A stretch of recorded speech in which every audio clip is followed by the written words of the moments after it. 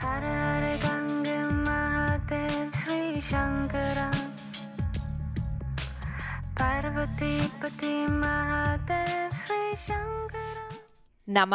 it's Sahara Rose, and welcome back to the Highest Self podcast, a place where we discuss what makes you your soul's highest evolvement.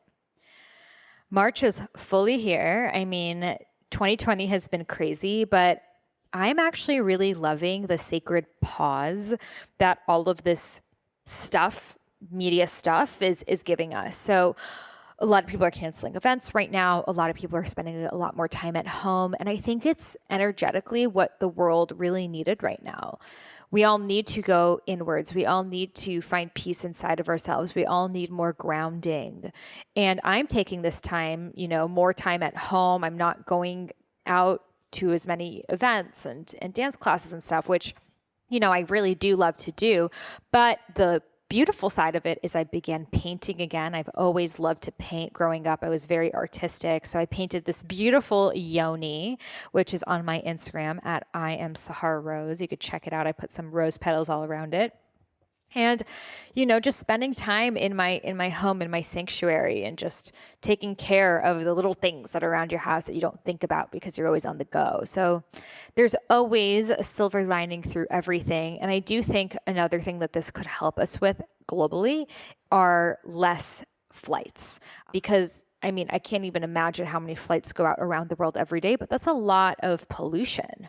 So, my husband and I were talking about, we were like, maybe this whole thing is a theory, like planned by Mother Earth, that she wanted us to not travel as much, and they cancel all airplane travels for 2 weeks or something. And then suddenly we see these like huge trees and flowers and vines just blossoming all over us. And Mother Earth comes out and says, I've been waiting to blossom and bloom, but there's been so much pollution in the skies that I haven't fully been able to. So all it took was just 2 weeks without, airfare for me to be able to fully blossom. So who knows what will happen, but I really am sending everyone love. I know how difficult it is, especially in areas that are affected right now with the virus. And I'm just sending everyone so much love and so much support in this time. And just remember to come back to the heart. I think the most dangerous disease is fear itself. And you don't have to be afraid to take action. You can keep washing your hands and live with love. It doesn't have to be both. Preparing, washing your hands doesn't mean that you're surrendering to fear. We could take care of ourselves without freaking out over it. So it's that divine balance of Shiva and Shakti, of yin and yang, of physical and non-physical, that we do live on this crazy planet where these things happen that we don't understand and are difficult and are painful. And when we fully associate ourselves with it and get lost in the media, it really creates a lot of stress and tension inside of us. I went to Holy Festival of Colors this week. And before that, I was like really looking at the news because I was planning to travel. I was planning to go to Dubai in like a couple days and be gone for almost a month between Dubai and Bali. And I ended up canceling that trip just because of the uncertainty of what's happening. So I was really like looking at the news every day, which I normally don't, but it was like, whoa, it could really scare you. And then I finally went to Holy Festival of Colors, and there were still kids dancing and celebrating in these beautiful colors. And we were like rolling around in the dirt. And it was just so good to like get out of the bubble. I think if we just watch the news, we think like the apocalypse is happening, the world is dying, no one's going to survive this. And it can really trigger all of our fear-based ways. But then when we go out into the world and we see that, the birds are still chirping, people are still walking outside, like life still goes on. It really just puts things back into perspective, which is really what we need at this time. So wash your hands, stay hydrated, stay healthy, take care of your immune system. And this goes all year round. It's not just right now. It is good right now to, take vitamin C, zinc, colloidal silver, all of these things, but also all year round, take care of yourself. Don't be a vibrational match for dis-ease, stay in high alignment so you're not a vibrational match that it can't affect you. So there's so much to say on this. Maybe I'll do another podcast episode, but I also don't like to give in too much into the fear because I like to keep it, high vibe, and what we focus on persists. So let's focus on the beauty and the love that is all around us and the support that is all around us. And this brings us into this week's interview, which is with my dear friend, Sada Simone. So he was just our featured guest in Rose Gold Goddesses this month. Every month I have a featured guest, one of your High Self podcast guests who comes into Rose Gold Goddesses and does a private workshop exclusively for the Rose Gold Goddesses, which is recorded. So even if you join now, you'll be able to join. But he did a workshop all about working with Green Tara, the goddess of compassion and forgiveness. And I've known Sa for 3-4 years now. He's such a dear friend, soul brother of mine. And what I love about Sa, and that I really share in common with him, is he is deeply spiritual. He's deeply tuned in. He has definitely huge spiritual practice. It's a huge part of his life, which we talk about, of the Buddhist tradition. And also he's so fun and playful and sassy and dancing. And oh my gosh, when him and I are together on a dance floor, oh shit's going down. So I love that he has these both sides of him, that he like meditates and like chants to the goddesses and the mantras, and has this real devoted side to him, and then also the side to him that is fun and playful and sassy and flamboyant and does what he wants. So I so resonate with that.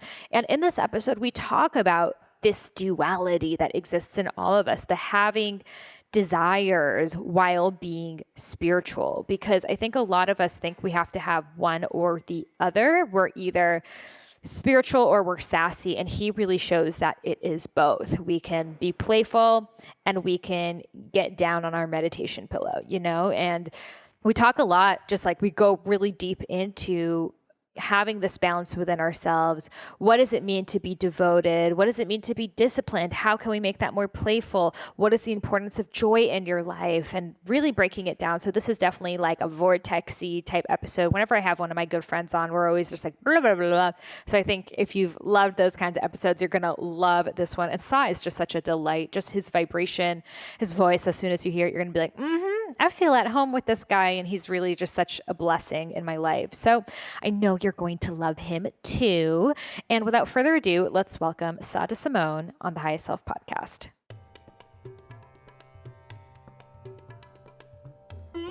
Are you that person that all your friends and family members come to when they need wellness advice? Are you constantly looking up new ways to heal and balance your mind, body, and spirit, including listening to this podcast? Well, have you ever considered having a career becoming a holistic health coach where you get to decide your own hours, work with people, tackling the subjects that you are the most passionate about, and having financial freedom along the way? Well, I'm so excited to be teaming up with my very own alma mater, Institute for Integrative Nutrition, to offer their biggest discount yet. You'll receive $2,250 off tuition, an extra bonus that they're offering just with my High Self podcast listeners on how to launch your dream book. This course is going to get you super clear on what your book is about and how to bring it out into the world. I've created a webinar for you on how to have a thriving business as a health coach. So using social media, creating passive income, how to have a wait list of clients and become the best known coach in your niche with raving testimonials. Tickets to a live upcoming IIN conference where I will be meeting you over there. Super excited to connect. And a bundle of all digital wellness guides like Ayurveda, self-love, whole food eating, etc. So all you have to do is head over to my show notes. You'll see the link over there. It's a little bit link. It'll take you right there. You'll be able to receive a sample class, check out the curriculum, get all your questions answered. And I'm so excited to have you on this mission, raising the vibration of the planet together as a health coach. Again, head over to my show notes. You'll see the link right there, and I'll see you inside. So you may have heard me talk about how much I love Ayurveda's mood formula, but now they've just come out with a new mood essential oil roller. It contains a blend of Ayurvedic herbs, including jatamansi, calamus, ashwagandha, bacopa, centella, rose, and tulsi, which is holy basil. It works to support mental clarity, reduce stress, and produce feelings of calmness. I love putting it on my temples and the soles of my feet to absorb it straight into my bloodstream, and best of all, it's 100% therapeutic grade, vegan, and cruelty-free. It balances all three doshas, vata, pitta, and kapha, so it works for anyone because, we could all use a little bit more help with the stress in our lives. So you can head over to Ayurveda.com and use coupon code Sahara for 35% off their kits and 10% off their oils. That's Ayurveda, YOUVEDA.com. Welcome, Sa, to the Highest Self podcast. It's so good to finally have you here. Yeah, thank you so much, my love. I'm so happy to be here. Hi, everybody. Hi. So the first question I would love to ask you is, what makes you your highest self? What makes me my highest self? Ooh, this is so juicy. My God. I think every day that I get to drop into my heart and practice, that I awaken, that I reconnect with that part of me, that I let that part of me. And my highest self in my vocabulary would be the heart. Like, how do I awaken my heart? How do I awaken the part of me that knows, joy, that knows no suffering, that's never fazed by pain, that's never fazed by anything, that's just like always at ease, always in balance, that in meditation, in dance, in community. Oh my God, just chatting with you for the last, how long have we been here? We should Not be long recording. enough. Yeah, exactly. But yeah, I think there's a few non-negotiables, daily non-negotiables for me that get me to awaken, to reconnect, to be in complete communion with that part of myself.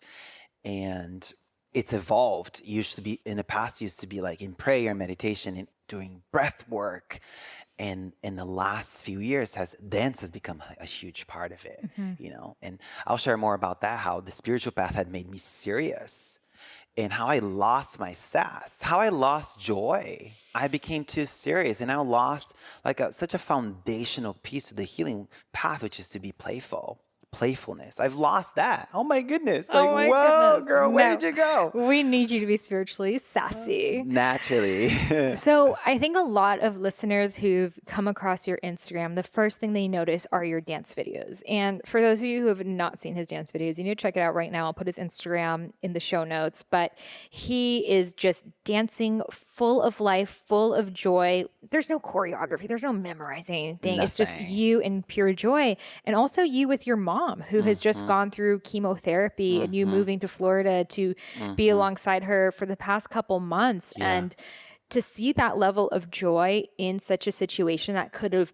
broken people down is so inspiring. So can you share with us how Thank you, babe. these dance videos came to be? Thank you. That's an incredible, delicious question. And it's sort of like a foundational piece to like me being where I'm at today.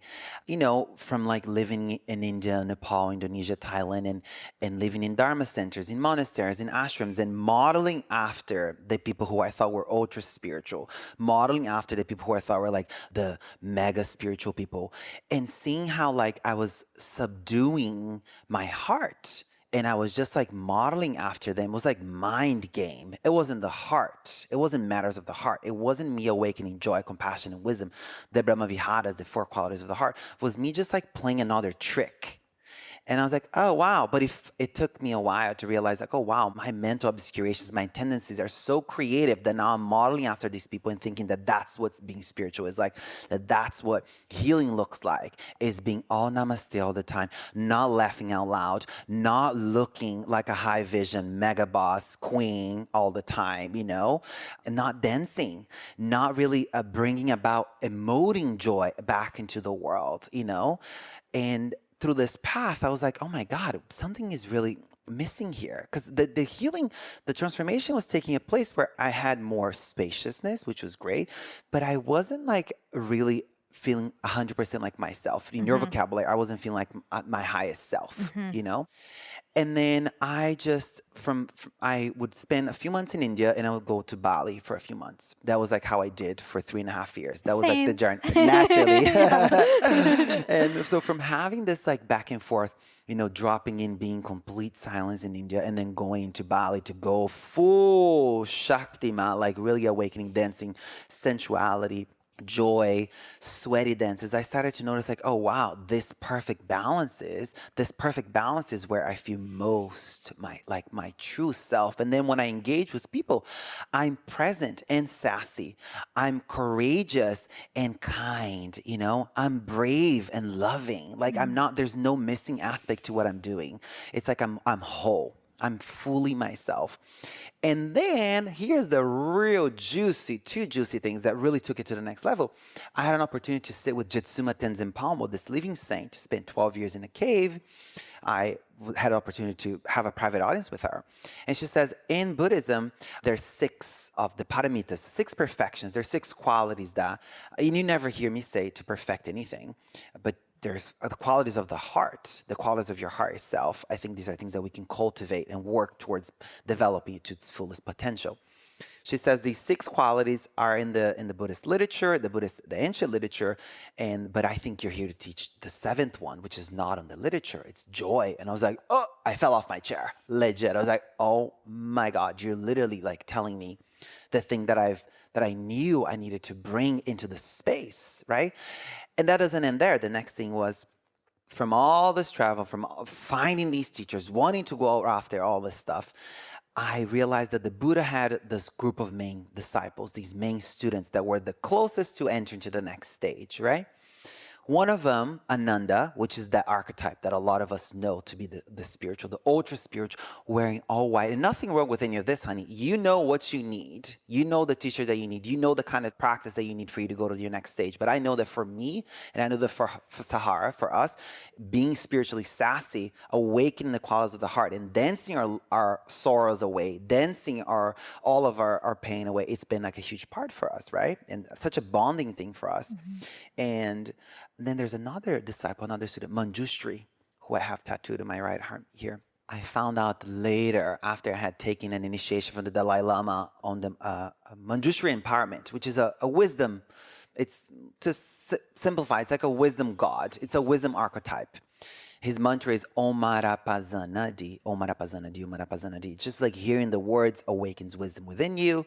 And so I got this initiation from the Dalai Lama, and I started to research, who is this Manjushri? Why am I taking this initiation? I just knew I wanted to take this initiation because it's a wisdom initiation. With all the speaking things that I'm doing, I need to have wisdom as a foundation to everything I'm doing. So I started to research, and guess what I found out? That Manjushri is the perfect embodiment of people like you and I, who are loud, who are bold, who are extra, who are dancing. The Buddha never told him to shave his hair. The Buddha never told him to stop dressing flamboyantly and fiercely. You know, of course, everything you hear me, I'm paraphrasing, and it's going to sound ultra sassy because it's through my filter. But can you imagine that? Like it's like historical evidence that this being lived, and the Buddha appreciated him for that. And the Buddha said, you are the one who holds the wisdom of the world. You are the one that holds this ultimate wisdom, access to ultimate wisdom, subliminal wisdom. And when I heard that, I was like, oh my effing goodness. Why isn't this out there? Why are we only knowing about the archetypes that are telling us all to just be like this? You know, super namaste all the time. Don't laugh too loud. Don't dance too sexy. Don't look too good. Don't do this. It's too much, too extra. You too. And here's Manjushri like saying, no, honey, do it all, because that's the path. That's the path. And that's the path of Tantra, right? That's the path of perfect, complete subliminal transformation.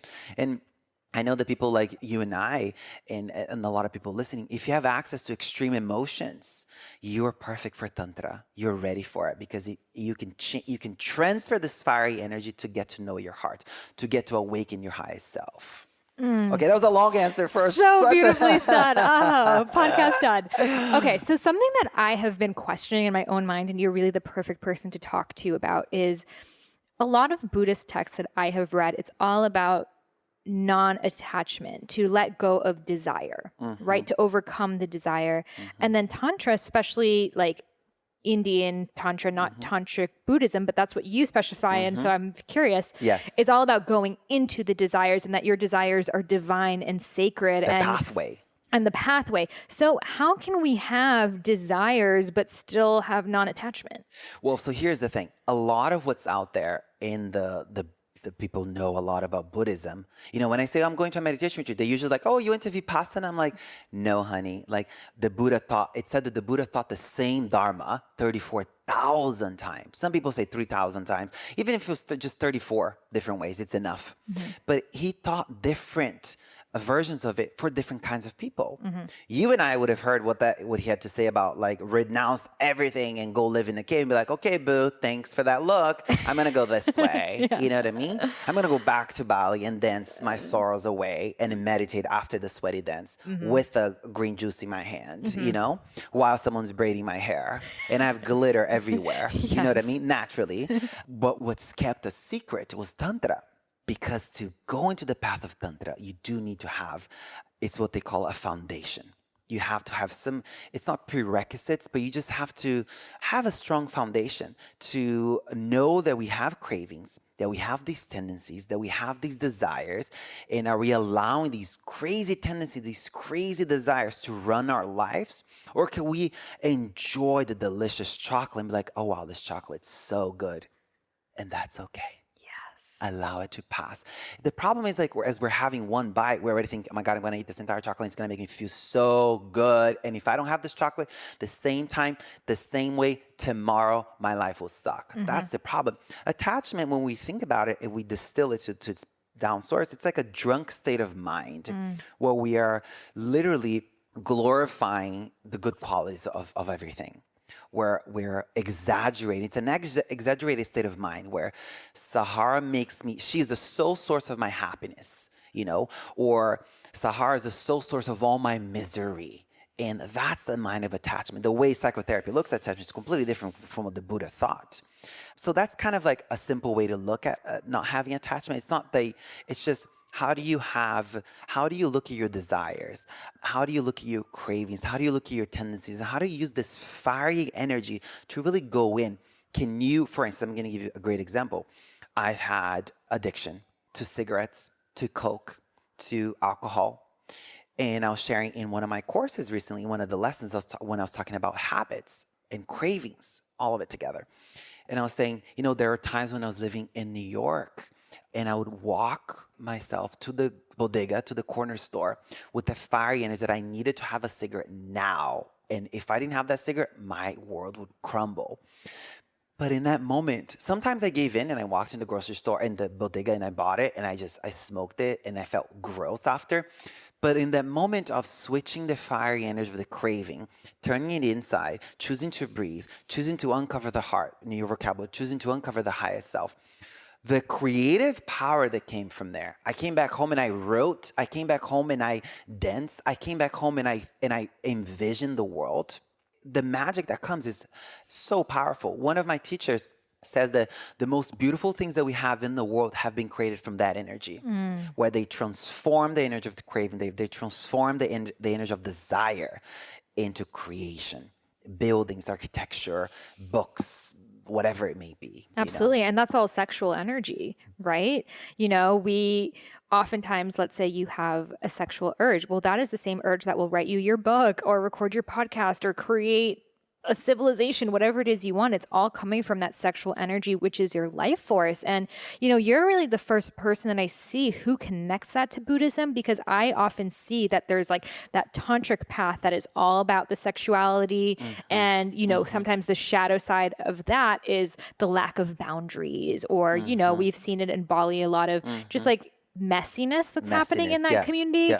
And then Buddhist, when I just think of stereotypical Buddhists that I see out there, I think of no sexuality. I think of asexual. I think of overcoming the body. Like the body is this thing. And the one thing that I never understood was that they said that the world is suffering and that we have to just overcome suffering. And that was something I also fundamentally didn't feel. Like, I don't feel like my world is suffering and I have to overcome it. So I would love to hear from you who has experienced that mindset of you came to it because you were trying to alleviate suffering, but now your life is so beautiful. So how have these practices transformed for you? That's right. And I think there's a lot of misinterpretation about that too. And I know I misinterpreted too.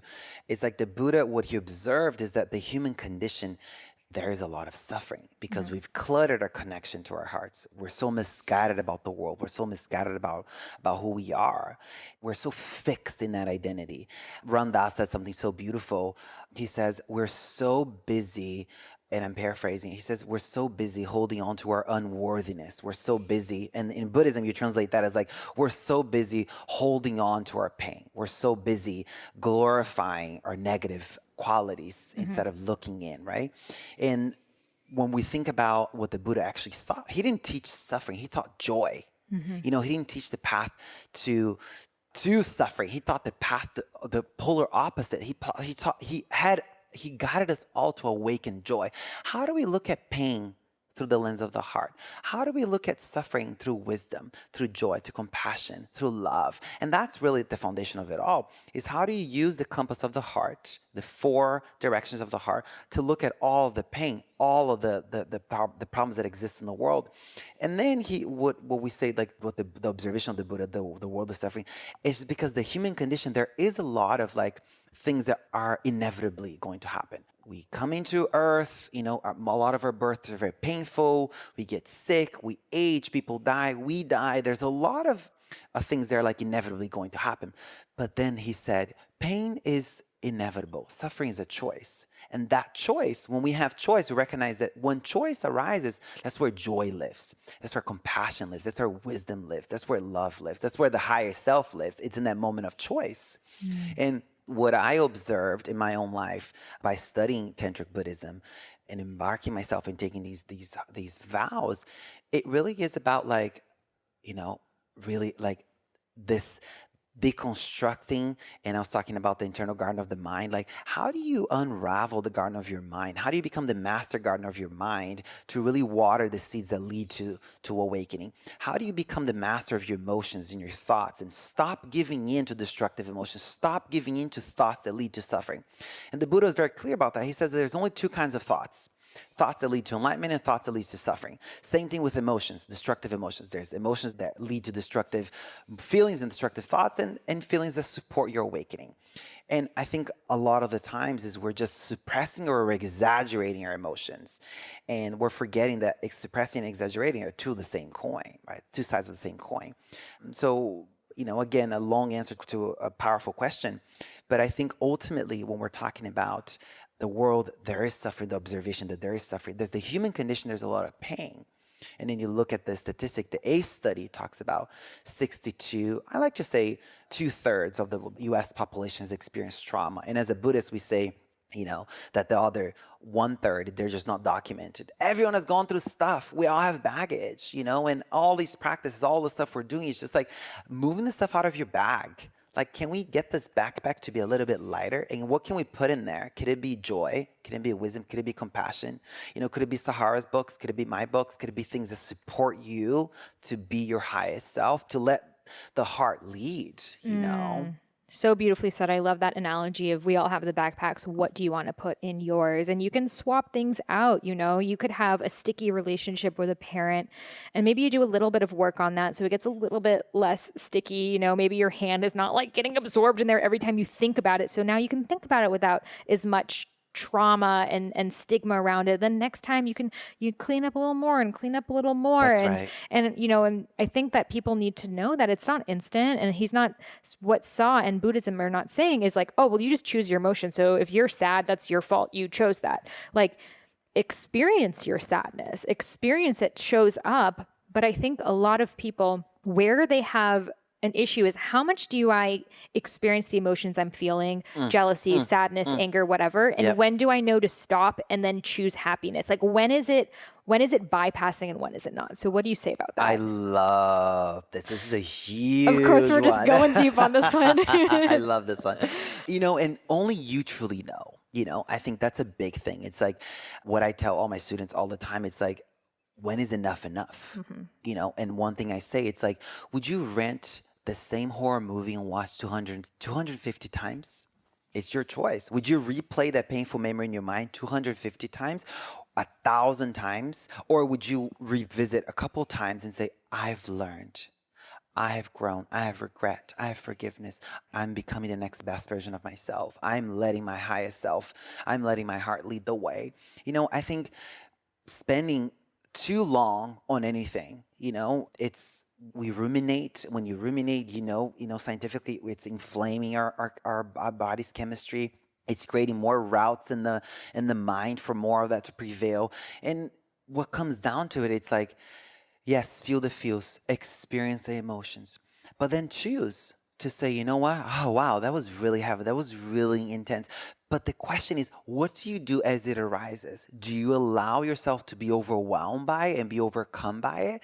In Buddhism, there's something so beautiful. It says it's like, experience it, but don't drown in them. Like dip your feet, get to know the water, get to know the texture, get to know what's going on. But then are you going to go deep into that water every time? Do you need to get into the bathroom, take a shower with all your clothes every time? You know what I mean? It's like, no, it's okay to just touch the water and feel like it's warm. Or it's freezing cold, with just the tip of your fingers. You don't need to get under the full shower. And I'm hearing myself say this for the first time now. But I think it's only but the question is this. Take an inventory of your emotions. How often are you sad? How often are you happy? How often are you in a state of envy or jealousy? Or how often are just like really mopey? Take an inventory. And then realize, okay, do I want to live this life for how much longer? Or do I want to choose the path of freedom, the path of love and wisdom, compassion, and joy? And then we need to recognize this and this is where the line, and your question leads to this beautifully, but it also leaves you, the listener, to figure this out for yourself. It's like each and every time a thought of sadness comes up, of this, like, let's think of a feeling of hatred, right? Something very heavy, or a fear. As a destructive emotion arises, it comes with all of its family, right? It comes with all of its like full-on friends. And what comes up? All of your painful memories. It comes up all of these destructive thoughts. And then what happens? You not only are believing the feeling of hatred to be who you are, then you're believing these thoughts, then you're believing this painful memory, and then you're immersed. Each time you believe a thought to be the truth of who you are, you're planting more of these seeds. You're watering the seeds of hatred within you. Remember, we have the garden of our mind, right? I talked about being the master of your garden all the time. We have all these seeds in the garden of our mind for all our best qualities that lead us into our hearts, that lead us into our highest self, to use your vocabulary, or the ones that lead us backwards, that keep us in a state of fear. That when anger and hatred and doubt arises, we have no way out, but we are going to take a shower with all of our clothes again, instead of just touching the water and feeling like, oh, honey, it's cold, it's freezing cold. So the real question, the real landing for you listening and for me has been, when is enough enough? When can I realize that what I'm experiencing is real but not true? That is the real switch. It's real because I'm experienced, but it's not true because it doesn't define who I am. And that is a very rooted in Buddhist psychology. It's real but not true. We realize the thoughts, feelings, and emotions, they're real because we are experiencing them. We're not neglecting them. We're not avoiding, bypassing them, but we're not exaggerating them. And we're not suppressing them. We recognize, oh, it's real. Oh, here's Bianca. I call my inner critic Bianca. Oh, Bianca's back. Oh, and she's Mine is Beatrice. That's funny. Oh, Bianca's back. The double B's. Yeah, the double B's. And they're back, honey. And they're in full power. They took over Mariah Carey's megaphone and they're on the stage. They're guiding the whole show. It's real, but it's not true because what the whole internal chaos is happening, it's not true because it doesn't define my day, doesn't define my tomorrow, doesn't define my month, doesn't define my life. But when we allow ourselves, when we give in to destructive emotions, what happens with your perception of yourself and the world? You believe that's who you are. And you believe that your entire day and tomorrow and next year, whatever, will be that. And then every time you do this, honey, you're watering those seeds for more and more of that to grow in your garden. And then guess what you're doing? You're creating a garden of redwood trees, massive, ancient, huge trees. This represents anger. This represents fear. This represents doubt. And then you can't go in there with a garden scissor or a lawnmower. You need to bring a chainsaw. And how do you get a chainsaw? By then choosing to feel the feels, but not give in. Giving in is the key. Being overwhelmed by is the key. And you can only have spacious awareness when you train the mind. That's the real thing. And the Buddha said, you're going to be able to notice a feeling arising before it has even manifested. Ooh, that is so juicy, because in Buddhist psychology it says the feelings arise first and then thoughts populate. And then the whole reactivity circuit takes place. We speak unkind and we act in ways we regret, right? So it's, when do you become a witness to the whole process? When do you become aware that it's all happening? And it's training the mind, right? Concentrating the mind. That's why meditation is such a huge part of what I teach. Concentrate the mind every single day. And when you do that, you're actually able to see the reactivity circle playing out. You can see, oh, this feeling leads to these thoughts leads to these words leads to these actions. I actually am choosing to not do any of that today. I'm going to go here. I love that so much. Thank you for the analogies. I think that really hit home with a lot of listeners right now. I'm sure there are a lot of aha moments like, oh shit, I've been watering this red tree for a very long time and I want the roses. I don't want the anger tree. That's right. So what I have actually noticed is sometimes, actually quite often, anxiety is a blessing because it's a warning sign. The thing that I'm getting anxious about is a boundary that I have not in place or is not being met, or a need that I have. And I feel like sometimes it's easy to brush it off and be like, I don't want to feel that way, but it's actually showing up for you to look at it. Maybe, something with a friend, they keep on triggering something within you. Like, if you can take that anxiety and take action on it, I see it as a blessing. Where I see most people do is they never take the action, and it just lingers. You said it. This is tantra right here. So how is this tantra? Because you're using the energy of anxiety, which is a destructive emotion, to transform your internal world, to transform the external world. Yeah. You're using triggers as a pathway to wisdom.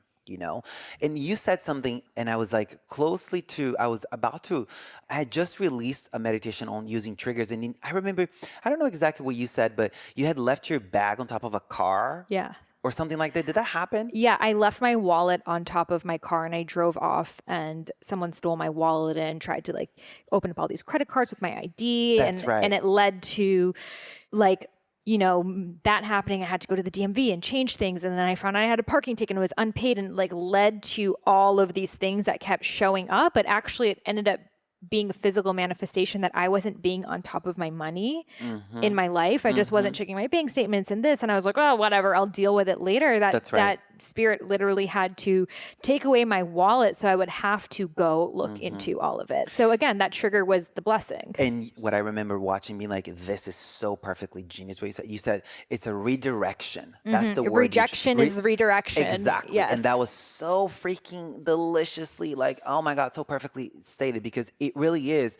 When we are experiencing negative emotion, we're experiencing triggers. When life is throwing us all the stuff, it's like, how can we use all of this to wake up more? How can we use all of this to bring about, to develop our qualities? There's nothing like a good night's sleep, and Banyan Botanicals helps you catch those Z's a little easier with their Deep Sleep Bundle. This bundle is a dynamic duo designed to nurture your nighttime sequence. Take Sleep Soundly tablets half an hour before bedtime to help calm your mind and body from the inside out, and unwind with a gentle head and foot massage using Banyan's luxurious Sleep Easy oil. Both of these formulas use gentle, natural herbal ingredients, including the amazing adaptogen ashwagandha, to promote restful sleep at night and renewed energy during the day. Banyan Botanicals also has great tips on their website on self-massage, nighttime super milks, and the best practices to get you ready for dreamland. If you haven't checked out Banyan yet, you totally should. Plus, they're offering us a very dreamy 20% off discount on their Deep Sleep Bundle. Head over to banyanbotanicals.com/Sahara. You can find that link in the show notes and you'll see it all there. When anxiety is here, we literally give in and we plant more seeds and we water all the seeds instead of how could I use this energy that's really like a pit in my stomach and cluttering my view? How could I pause right now? All right, this is making me feel like this. What do you do in that moment? You can dance, you can breathe, you can write, you can call a friend, you can take inventory of what's happening inside. You can really use that energy to create. How do you use destructive emotions as a pathway to creating something powerful back into the world? And most important thing that I say this often, you only get to keep these gifts, these learnings that you have once you share. It really requires you. And I'm not saying to step into the role and go off and I need to teach this right now, but share with somebody else. Yes. I say this so often. It's like people are like, oh, I want forgiveness. I'm seeking forgiveness. And I'm like, okay, if you're having a hard time with it, what do you know about forgiveness? Share with somebody else. That person experienced forgiveness. The eyes in our face are not seeing that we've been forgiven or forgiveness taking place, but our heart knows, So if you're feeling anxious and you're like, okay, let me check in with somebody else. Let me see how X, Y, and Z is doing right now. And in that very moment, what you're doing, you're liberating two sentient beings from suffering. You're connecting two beautiful hearts out of the mind into the higher self, into the heart place, And this leads me to something else I just want to share briefly about. When I was at the bottom of the pit and one of like the darkest depressions that I've had, I had this like beautiful connection with one of my teachers. And he came as a vision. And I don't usually share this so often, but he came as a vision. Amma G appeared to me in my mind's eye. And what the vision was like, you want to get out of your depression? Go serve. Go be of service. And I was like, okay, you want me to stop being selfish right now and thinking that my well-being is the most important well-being in the entire world, that I need to prioritize myself, that I need to be, and it has to be all about me. You want me to change that and go off and help people? Okay, fine. But first, it wasn't that easy, right? I needed to sort of redesign that mindset. But when I did show up to the park with all these homeless people, what that did for me, it literally was like walking into the garden of my mind and ripping away all these old weeds that had me hooked and believing that depression, that believing that my mental illness and the suicidal ideation were who I am and I was never going to be free of them. As I walked into the park and I made sandwiches and I wrote loving notes on the brown bags for them and I gave it to them. And it was painful. That process was very painful. I didn't want to do it. The depression was so debilitating that I was like literally almost like paralyzed by my mind. But the fact that I did it, every single action that we do, that's not necessarily for our well-being, but it's for the well-being of others. It's liberating you, honey. It's liberating you. So I walked into this park and I'm giving these sandwiches to these people. And it was a 45-minute experience, but it was like, 15 years of therapy that happened in 45 minutes, And I don't know how I got talking about this park, but it really is like, how do you transform negative emotions? Oh, you're talking about the anxiety. How do you transform negative emotions into creativity? And I think when we came here for your birthday, you talked about this, transforming that energy. No, or not necessarily negative energy, but our preconceived idea that sexual energy is negative. How do you transform that into creativity? Yeah. Oh my God, this is good, honey. So beautifully said. And I so agree of getting out of your own head. I think a lot of us think, well, I'm not healed enough to be able to help anyone else. I need to get to this level till I can share. And could be to a homeless person. It could be to a little cousin you have. It could be to your local school or whatever it is. If you're listening to this podcast, honey, you have done some work. Yeah. Like the fact that you're even in this conversation this deep in with all of these topics shows that you are someone who has really done a lot of work. And there are 99% of the population waiting to hear from you. And again, it doesn't mean you have to like leave your job and try to do this as a career, but it could be, honestly, it's like, imagine if I had a candle and I tried to not show you the light, I would burn myself, right? Imagine if I tried to cover this light. I'm like, I don't want you to see, it's just for me. It's the fire's not big enough yet. I would keep burning myself and the fire would go out. It's only if I share it and I light your candle. This is how we have a candle out right now. So it just helps me see it. But it's so true, because then when I light your candle, and look, a candle, the fire is endless. We can go have 1,000 of us lighting our candles with that exact same flame. So why do we feel like our energy, this is a thing that I have right now. Tell me if you agree.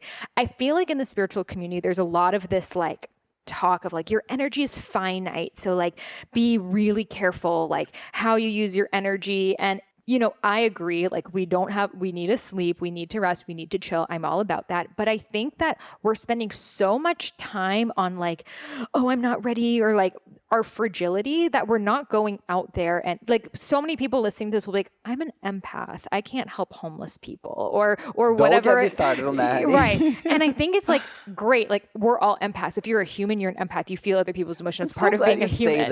Yes. So we need to let go. Like we're using this, we're not realizing it's just as much as that rich person who says, oh, like those homeless people, they're never going to be able to be healed, for us to say, I'm too much of an empath, so I can't be around homeless people. That is you not willing to look at a part of yourself that exists in that person, that you being around them is so triggering that it literally makes you weak. And you running away from them is not what's going to make you stronger. It's you sitting with it and seeing, wow, you have the same hopes and dreams and visions as I do.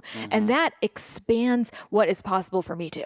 Oh my God, this is so brilliant on so many levels. And this leads to the trigger as a redirection, right? And I say this so often. People message me all the time. You make me so happy. You're such an inspiration. I love you so much. I'm like, boo, yes, thank you. I appreciate all the support. But the truth of the matter is, the seed of happiness is in you. The seed of inspiration is in you. What you're seeing in me is in you. And you're saying that I make you happy. That's not the truth. I'm just a little bit of sunlight. Or when they say goals, I'm not your goal. You're your own goal. Never put your goal on someone else. That's right. They see you as a goal because they have that within them. Exactly. They what they're inspiring in you, they have it in them. And that's something we really have to, this takes us to this next stage of like being completely accountable for your internal world. Yeah. No one can make you feel anything. And that's a very difficult thing in a place where, in a culture where we're sort of told to blame. I'm triggered by you because this and that. And it's like, yeah, I think the communication is really beautiful and speak your truth. But at the end of the day, you're in charge. You're in charge, boo. You're in charge. And you're only going to change your triggers when you sit with them. And you recognize that this person is simply a gardener. They're not the master gardener, but they're literally just a little bit of water into a seed that is within you. You get angry when this person does X, Y, and Z. The seed of anger is in you. They're just a little bit of water. They're just a little bit of sunlight. You know what I mean? It's that simple. And same thing with a homeless person. If a homeless person triggers you, and I was sharing this the other day on my stories, it's like, how often do we see somebody anxious at a coffee shop, or we see somebody in fear at a restaurant, or whatever it may be, or someone biting their nails or talking to themselves, and we're like, oh my God, I don't want you in my life. Like, we shut down. We don't expand our hearts. We don't open up we don't really awaken in your vocabulary. We don't want to awaken our higher self to be like, oh, wow, here's a human being with the same hopes and fears that I have, really wishing to be free of suffering, really wanting to be happy and have all the cause of happiness. And in that very moment that you say, I don't have anything to help you, I'm going to turn this way. The very moment you close your heart, you're watering those seeds, more and more of those seeds within you. In that very moment, if you can expand and open up, and what do? I'm not asking you to sit in front of them and be like, hey, boo, what can I do for you? Right. You know, I'm not asking you to do that. I'm asking you to simply drop into that moment, notice that the seed has come up. The seed has blossomed. The dormant seed has become a sprout in your mind, right? Anger, fear, hatred. You're gross. I don't like you. You're this, you're that. Your anxiety is triggering me. I need to go away from you. In that very moment that you can pause, breathe, awaken your higher self, in your language or my language will be awaken your heart. Drop into your Buddha nature. Send them a blessing. That's all the offering. That's all we're asking, is for you to just say, hey, I recognize that you have the same hopes and fears that I do.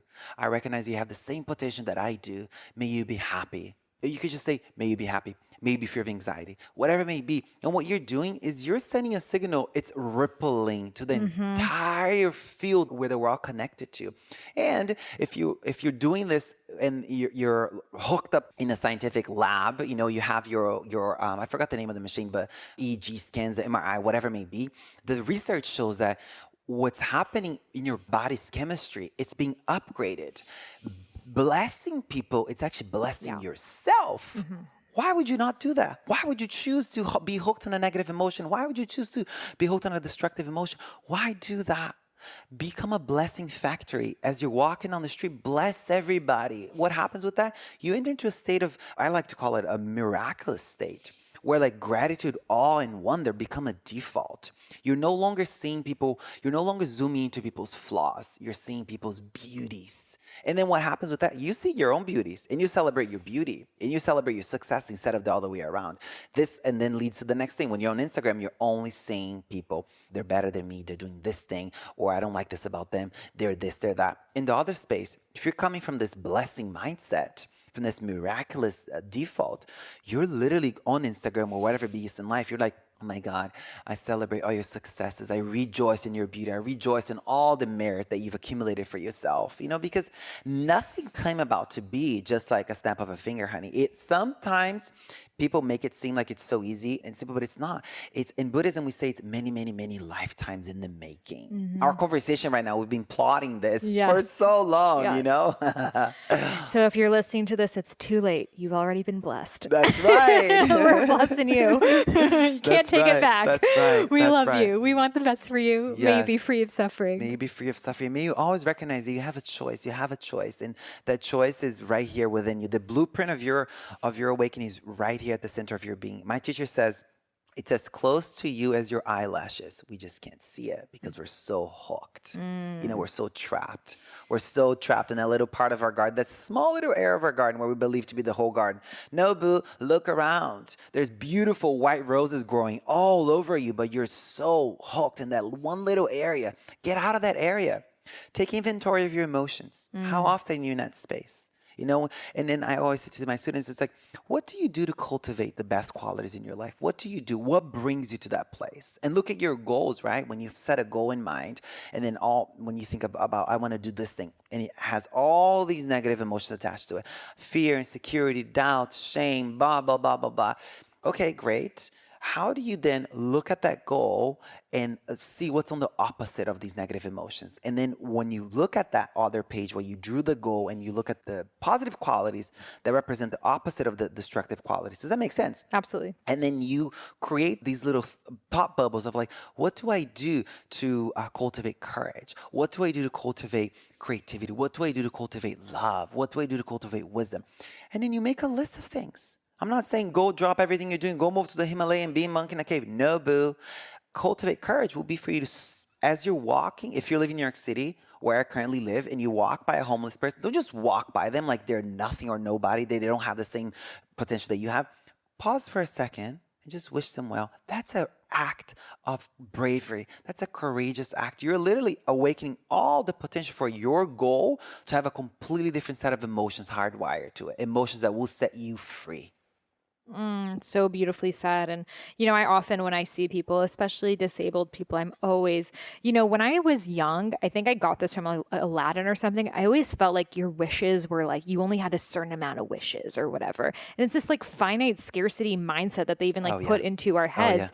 But I remember when I would see someone who was really disabled, I was like, okay, I'll use one of my wishes on them. May they be well. And now I've realized I have infinite amount of wishes, and I can keep every single person I meet. So I'm always sending love to people. If I see an old person trying to cross the street or whatever it is, and it, and I don't think that that's where you should stop either. I think you should also donate and be of service and be of service in as many ways possible. But let that be the minimum of that. You're just blessing everyone you meet. Say it. Let that be the baseline. Yes. Let that be the beginning. And what happens is, if you're introducing a new style of thinking, right?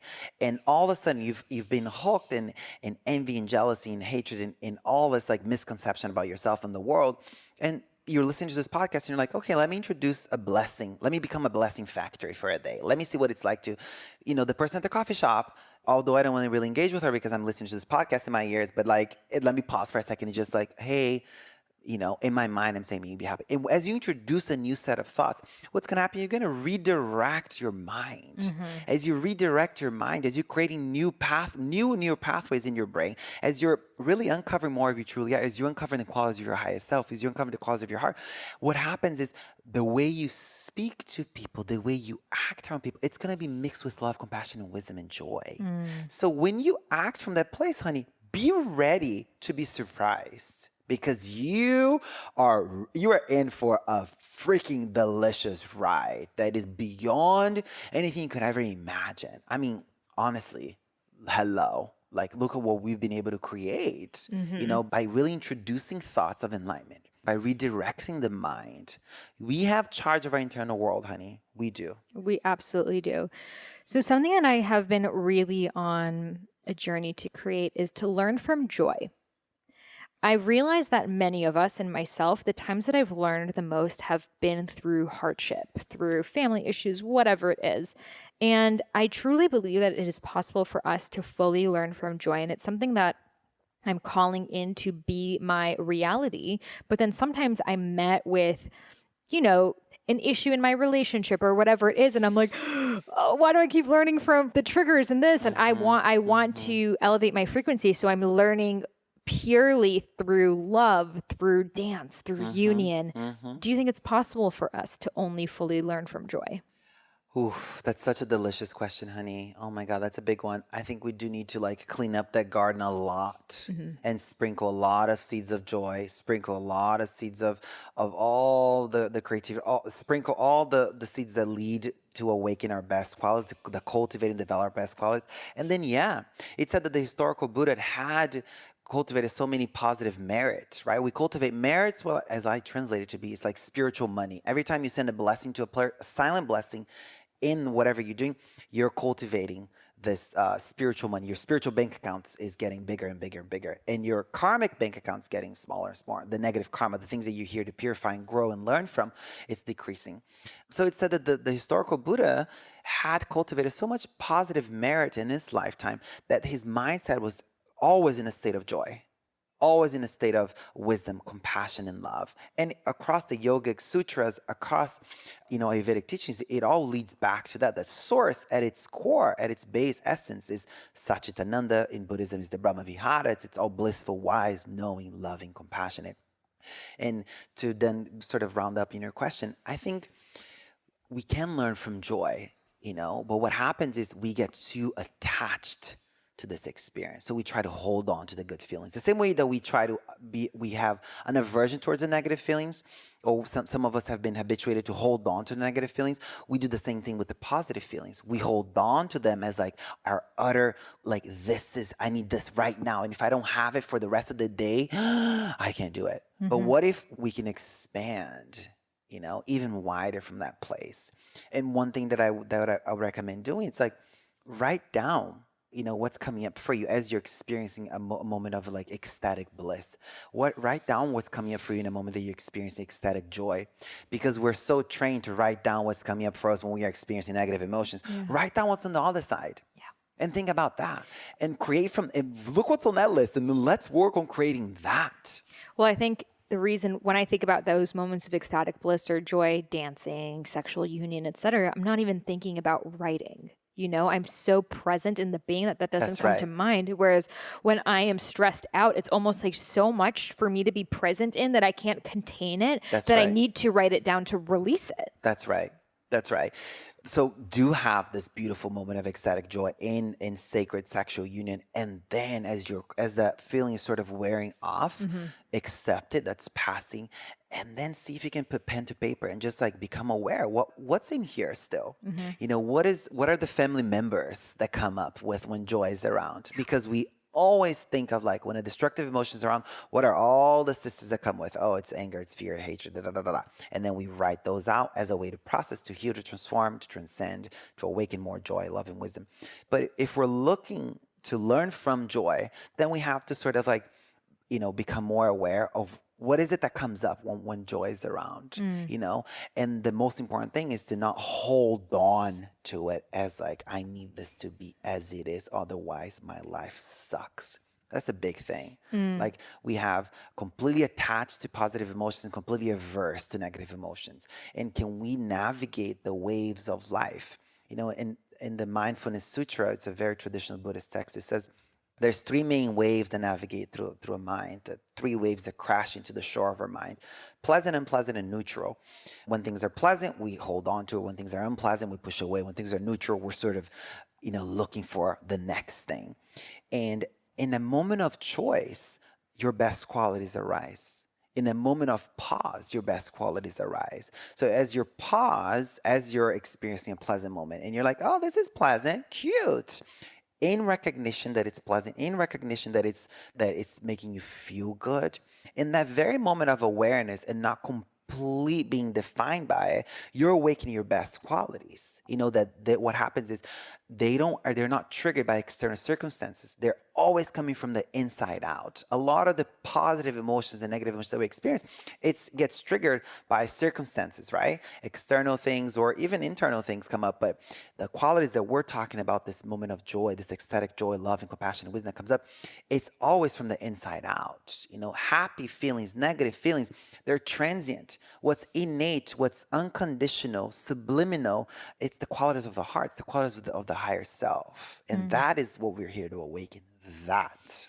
And I think that our vocabulary around joy is so much more limited than our vocabulary around sadness, right? Oh my God, this is beautiful. Like we always can say like, I'm anxious, I'm depressed, I'm jealous, I'm this. Like we have a bazillion words, but we're like, I'm happy. Like, what does that even mean? We don't even know what it feels like. So we look at happiness as these like gross expressions of happiness. Like I'm at Disney World. And we're like, that must be what happiness is. And then the mundane of just like the fact that nothing's bothering me today. We don't realize that we're happy in that time. Ooh. So then even when we are like, when it's just a normal day, we're just like, blah, blah, blah, not realizing that we would have killed for this day couple days ago. I think us realizing that we are like, if you're listening to this podcast, like you're joyful right now, you're happy right now, you're satisfied right now. I'm not talking about what happened a couple hours ago. Right now, you're happy, you're here. That's right. And claiming that and recognizing that and then finding the textures of it. You being on a roller coaster is a very different type of happiness and excitement than you just like getting into bed after a long day or you receiving mail. Like, but this is all still joy. And we just, again, we look at that ecstatic moment, but that moment can only be ecstatic because it is temporary. Even in ecstatic dance, there's one climax. And then you go back to fluidity and embodiment. And we are craving to live our lives in this climax.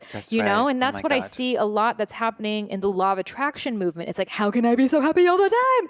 And it's we can't be living on ecstasy pills. Like that's just not how we were designed because our dopamine can't handle it. How can we find joy in even what we would consider the mundane? This is the real offering. Yeah. That is the complete awakening of the heart, is bringing the qualities of the heart to everything. And then there's not, the highs are not so high and the lows are not so low. It's the baseline has changed. The garden of your mind is now, sprinkled with all these I say white roses. I don't know if you guys like white roses. Do you like I love white roses? You do, right?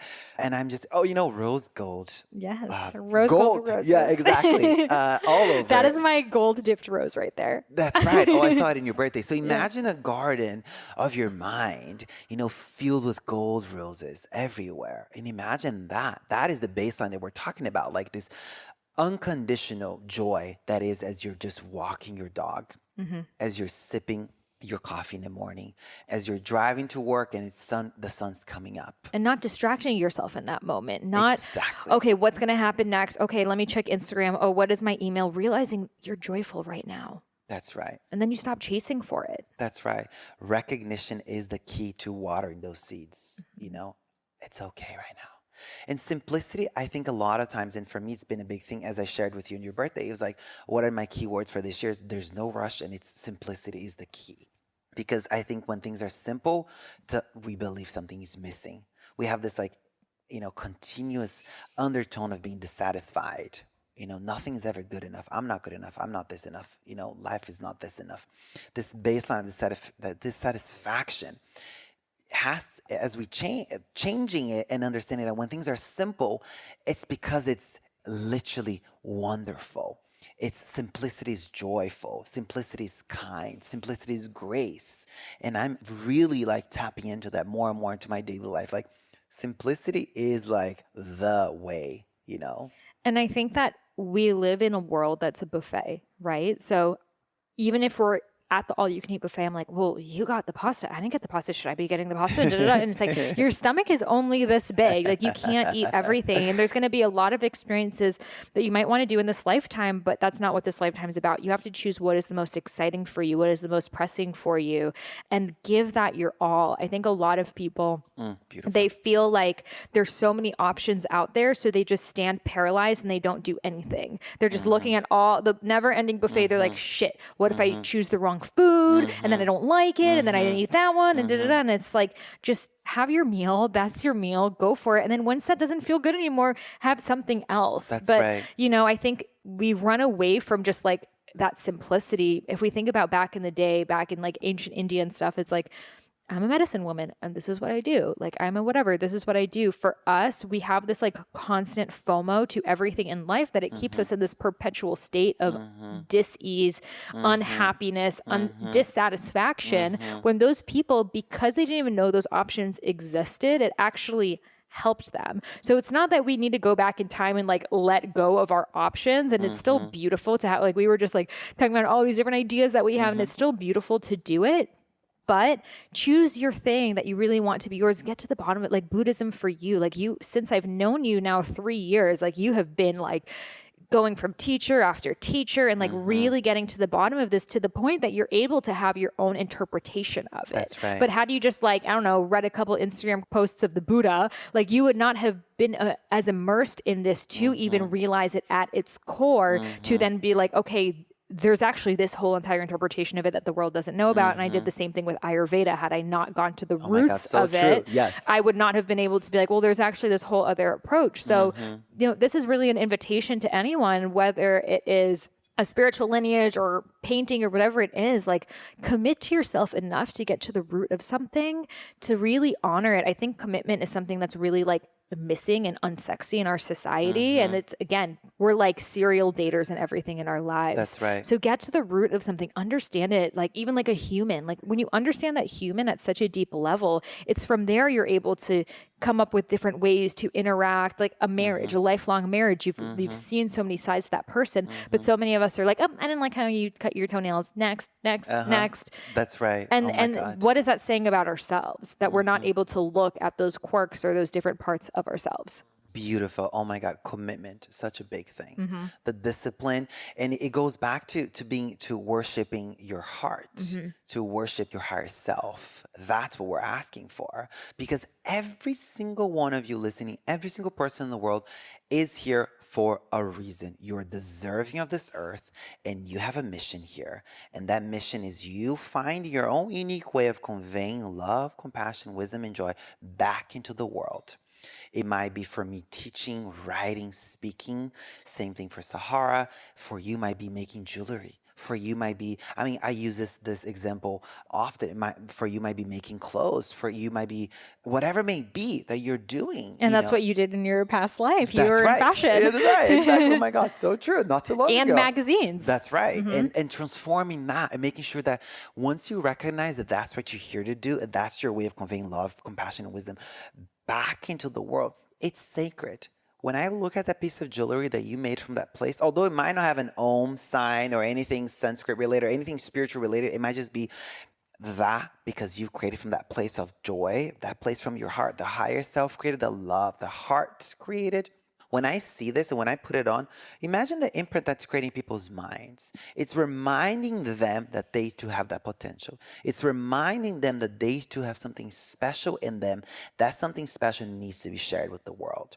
We need this, honey. We need your magic. As you're listening, we need your magic. Yes. The world needs it, like now. Yes, we do. And something that you shared on my birthday and we were going around and dancing our intentions, you were saying that this year you want to choose devotion over discipline.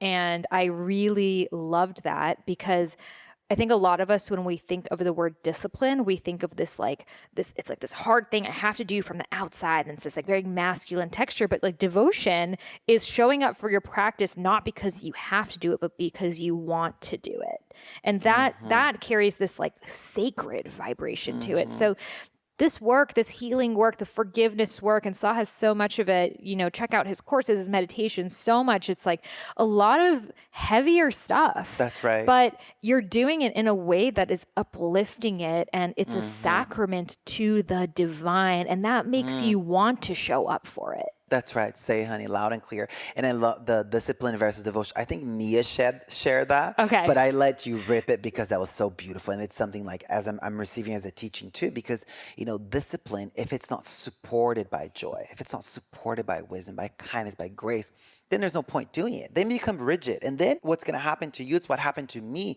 years ago. You're going to become a serious practitioner and you're going to think that being spiritual means you have to be a serious person. And I say this often to my students.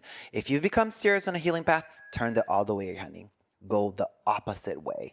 You're not uncovering what you're here to uncover, which is joy, which is compassion, wisdom, love, simplicity, and this sense of devotion. You know, we're all longing for our hearts. You know, we're all longing for our hearts. We're all longing for the deep communion with ourselves, with the most awakened part of ourselves.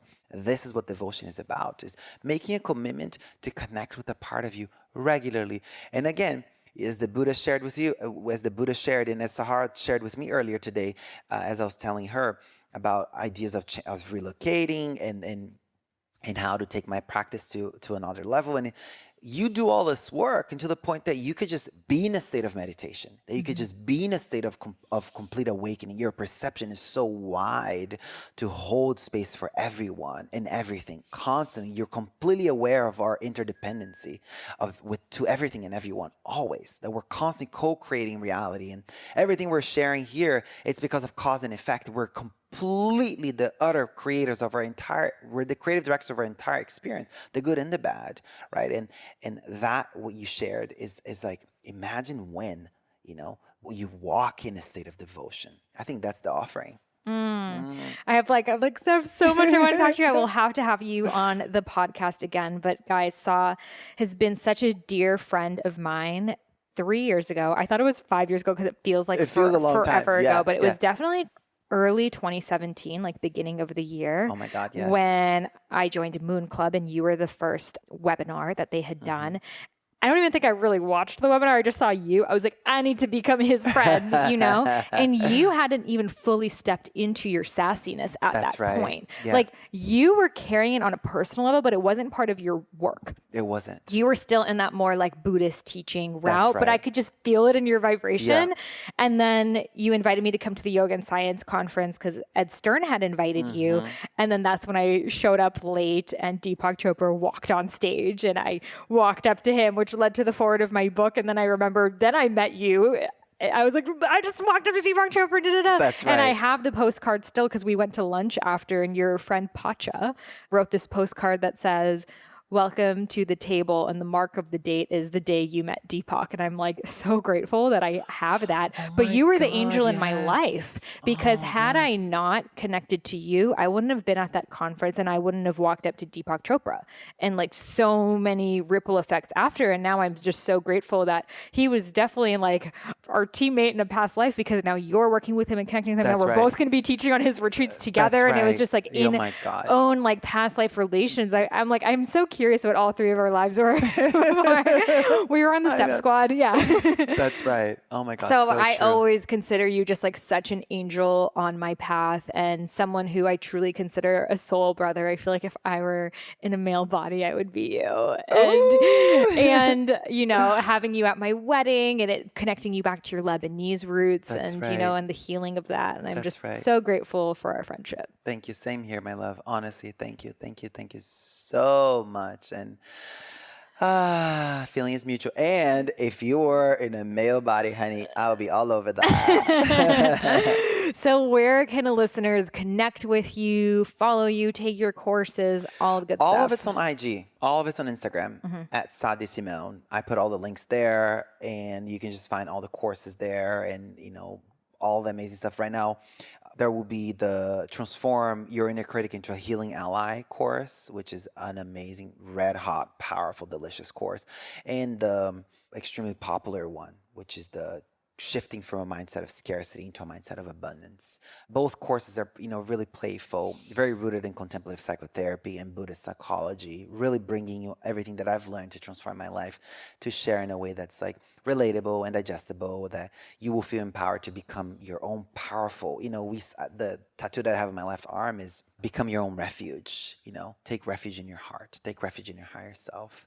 So all the ways that I teach, and it's really to empower you to step into that role and make change in your life because, life is short, you guys, and it's beautiful and it's delicious. And please stop hiding your magic. Yes, we need you. Well, thank you so much for being on the podcast. And funny story, guys, we were at Bali Spirit Fest this year and we started a twerk team. Oh my God, that's right. I forgot about that. So we started a twerk team and we were just like us and our friend Vandana, who's been on this podcast too. We were like just twerking. We were inspiring so many people and bringing so much joy because even Bali Spirit Fest has that spiritual, serious vibe to it too. It's like a lot of people who are there to like get very deep into the kirtan. And we were just like having joy and fun and being playful. And it was just so beautiful to share that experience with people, but then also see how it gave so many other people permission to just get a little bit more wild and expressive That's and right. playful and childish for themselves too. That's right. Oh my God.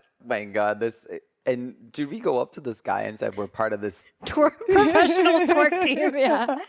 And he was like, I need your guys' business card. And, and it's like things like that of just like, we didn't plan this. We just literally started improving, and then we were like twerking in the cafeteria. Right. Oh and it's just like, I feel like that's what we need more of. Like back when we were like, kids, like kids in general would just make up a character and like suddenly I talk in a British accent, and then you go from there, and we just don't do that anymore. And why did we stop having accents and trying out different characters? Why are we so stuck in just ourselves? I'm sick of it. Stopping with this fixed identity. Like surprise yourself. When you surprise yourself, you allow other people to surprise you too. And that is so beautiful. Oh my God, this is so delicious. Yeah, so just come hang out with me and Sam. We should do like a retreat, workshop, meditation, ecstatic dance, all the things. Oh my God, yes. So let us know if you want that. Yes, I love that. Thank you again for being here. Mwah, love you. Thank you. Such a good one. I hope you loved that episode. Sa is one of our expert guests in Rose Gold Goddesses. So if you're interested in learning more and diving deep in a workshop with him, head over to Rose Gold Goddesses. You will see it right there, rosegoldgoddesses.com. The link is in the show notes. And be sure to check out Sa's Instagram where he is dancing. He is such a delight, such a pleasure to be around. I adore him so much, and I'm so honored to be able to support him in this way. If you loved this episode, I would love to send you a free gift, which is the first half of my unreleased book, Eat Right for Your Mind Body Type. This is a different book than Eat Feel Fresh, my first book ever, which is not released anywhere, and I am gifting it exclusively to those who leave a review of my podcast in the iTunes store.